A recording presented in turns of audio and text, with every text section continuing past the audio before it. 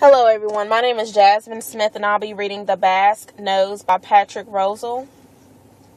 I may as well be invisible when Curtis says to Idawa, his wife, "That Basque nose, let me touch that nose." And she lets him. And I'm surprised I don't repeat him. "Let me touch that nose." Even though I've thought more often of her chin, what I would abandon to touch the line along the muscle of her neck, to the small ridge below her ear. A place which has no simple word, even in the half-dozen languages we choose not to speak in that room.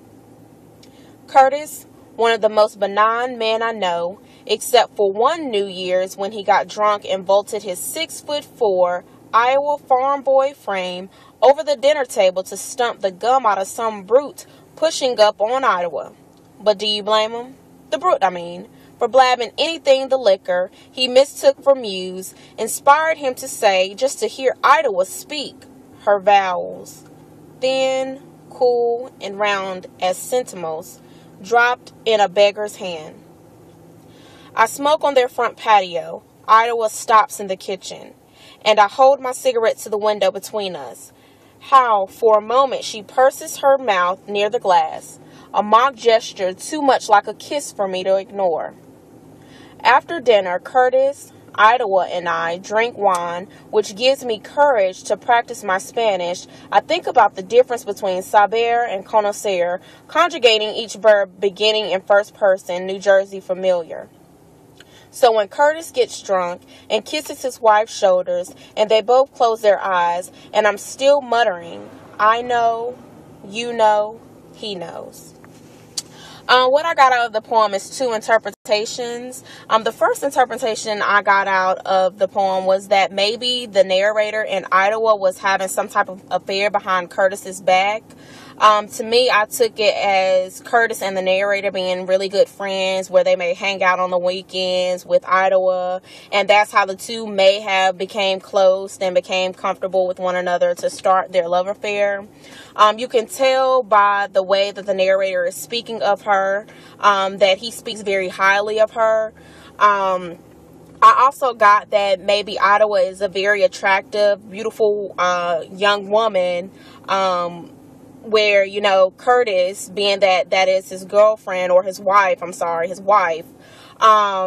you know, he has to defend her honor. On New Year's, he had to, you know, get physical with a gentleman that I guess was trying to, you know, push up on her or talk to her. So, just reading the poem, I could tell that she's a very attractive woman. Also, where I took it as them having an affair is where it says, and I hold my cigarette to the window between us, how for a moment she purses her mouth near the glass, a mock gesture too much like a kiss for me to ignore. Basically what I got out of that was how, she's basically doing it behind Curtis's back. She sees the narrator outside, and she just blows him or puts her lips on the glass to make an imprint of a kiss, just to acknowledge his presence. Because in the beginning of the poem, Curtis is, you know, flirting with her, wanting to touch her nose and, you know, all of that. So, what I got out of that was that, you know, she was just, you know, letting the narrator know that she does acknowledge his presence and all of that. So that was from that. Now, the second interpretation I got was maybe the narrator is obsessed with Idawa. Going back to that same quote, she purses her mouth near the glass, a mock gesture too much like a kiss for me to ignore.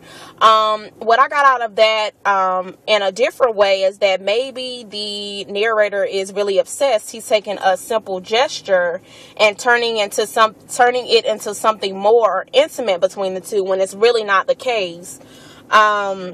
You can also see in the first stanza where it talks about how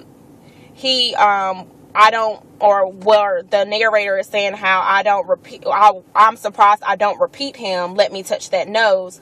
Basically he's sitting there and he's fantasizing about doing the same thing that Curtis has just said to his wife, as well as at the bottom of page 178 when he says, and I hold my cigarette to the window between us, and how for a moment she purses her mouth near the glass. basically, I think he's just caught up in that one moment where she's doing this simple gesture, and he's fantasizing about her doing a little bit more than that. And you can also see just from the words how he will give anything, even, to me, in my eyes, risk losing a friendship with Curtis just to have that one, night or one moment with Idaho, just to show how much he is infatuated with her. And he may even be in love with her. So that's what I got out of this poem. There are several different interpretations, but those are the two main ones that I got after reading it several times. Thanks.